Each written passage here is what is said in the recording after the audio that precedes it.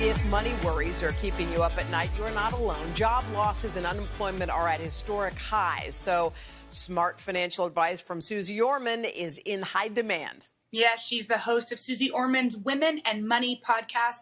And we're so lucky to have her here answering questions from her home in the Bahamas. Suze, it's so good to see you. Hi, Suze. Girlfriends. Hi, everybody. Suze, it's good to see you, It's too. great to see you. There are so many people, Suze, who are going through probably the worst time in their lives. We have 40+ million people out of work.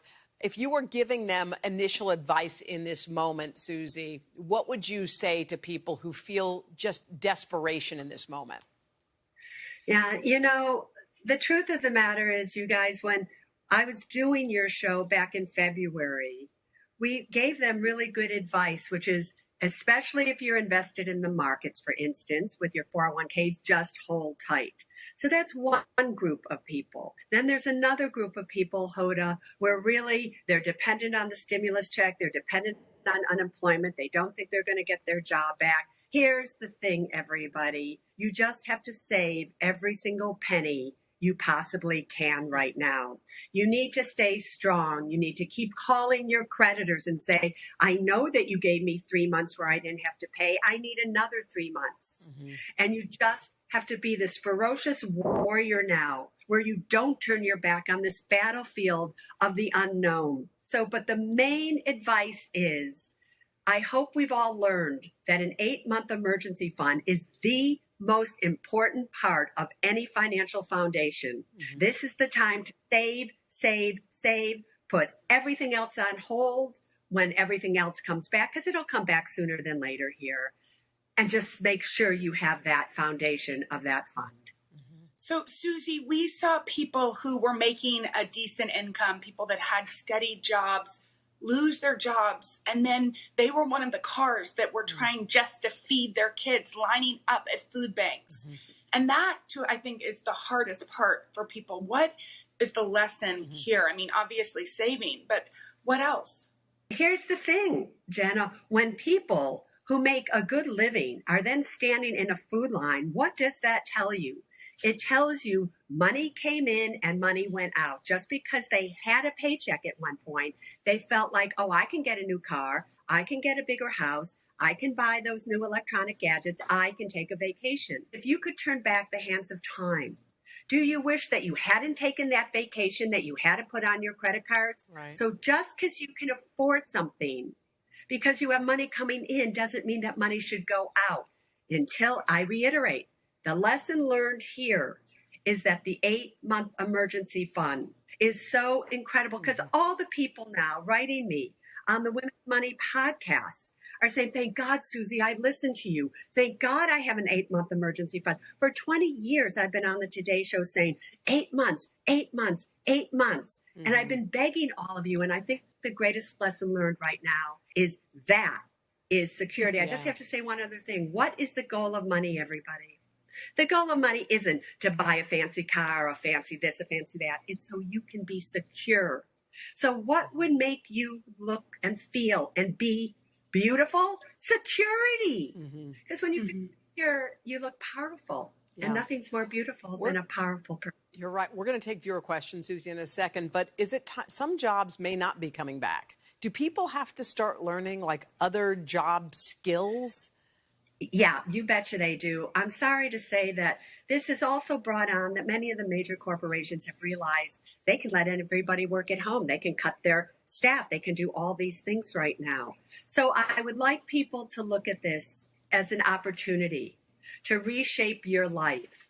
What is it at this point in time, since this is the great reset in your life right now, what is it that you really want to learn? What do you really want to do? How can you make something happen from what you feel is nothing? You have to have faith, everybody, that everything happens for the best. You have to. Because if you don't have that faith, then what do you have? So again, my comment, be a warrior here. You have to be strong. Well, Suze, we have viewer questions we're going to take. They'll be right after the commercial break, so stick around. More with Suze Orman. She'll take your questions coming up right after this. We're back with Women in Money podcast host Suze Orman, one of our favorites, and our virtual audience. So let's get right to to the questions. The first question is from Carrie about paying off her mortgage. Hey, Carrie. Good morning. Hi. Hi. What's your question? Susie, I'm single. I'm 50 years old. I would have an 8-month emergency fund after I pay off my mortgage. But I'm concerned in this time of COVID-19, the uncertainty in the market, the uncertainty in the job market. Is that still the best thing for me to do, to pay off my mortgage and have that 8-month security fund?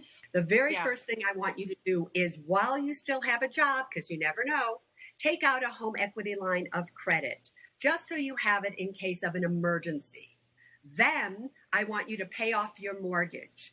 Then the money that you are paying towards your mortgage every month, I want you to put that exact same amount of money back into your savings. If something happens, you can access the home equity line of credit, and it would be the same thing as if you had a mortgage, really. So that is your plan of action. Yeah, let's go to Quinn.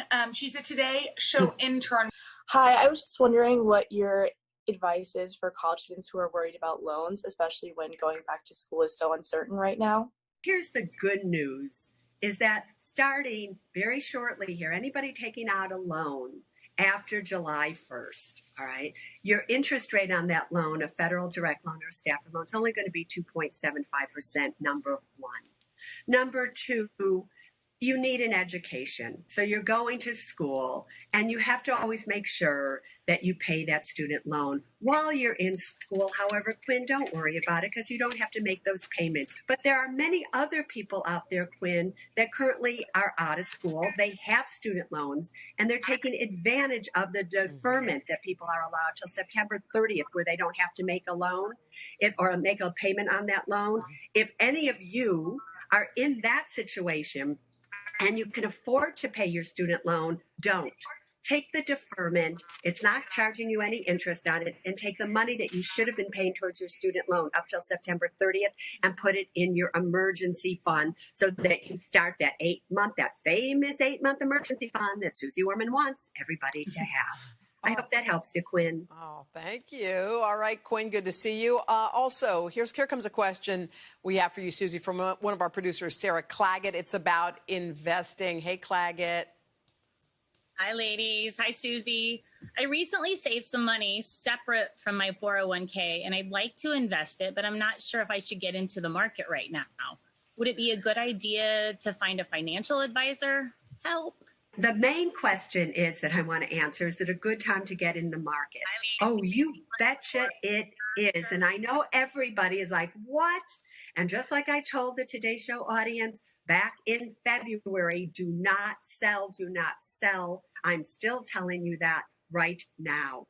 And so what's really important to understand is that the way you invest in a market like this is through a technique called dollar cost averaging, where you take a specific sum of money every single month and you invest it into a diversified exchange traded fund or no load mutual fund. Just keep doing that every single month, and use a discount brokerage firm where the commissions are absolutely zero. So it doesn't cost anything anymore to invest, especially if you do it online. In terms of finding a financial advisor, listen, you have to know there are some brilliant financial advisors, and if you find one, they're worth their weight in gold. But many financial advisors, in my opinion, really need as much money as everybody else. So I personally think you're never powerful in life until you're powerful over your own money.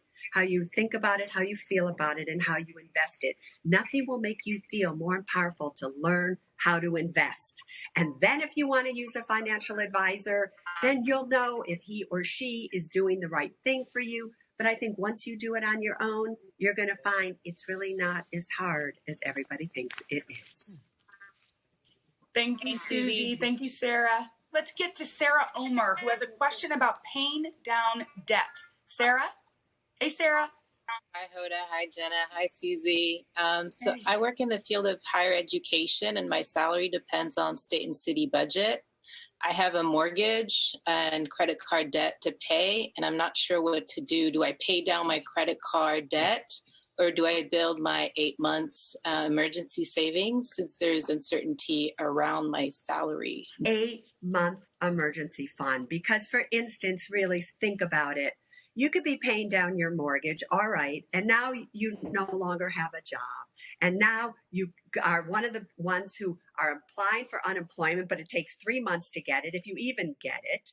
And then what are you going to do? Paying down your mortgage didn't help you at all. Because when you pay down your mortgage, as you're paying it down, it doesn't reduce your mortgage payment. So please, that's the last thing that I want you to do. I want you to have an 8-month emergency fund. I want you to get then out of credit card debt. Then I want you to think about, if you're going to stay in that home for a long time, to start to pay down that mortgage. But it's in that order, my dear one. All right, Suze, that's good advice. We do thank you. We love when you're on. Thank you, Suze. And a big thank you to our virtual audience, by the way. You're the best, Suze. Bye, Thanks, honey. you guys. Take care and stay safe.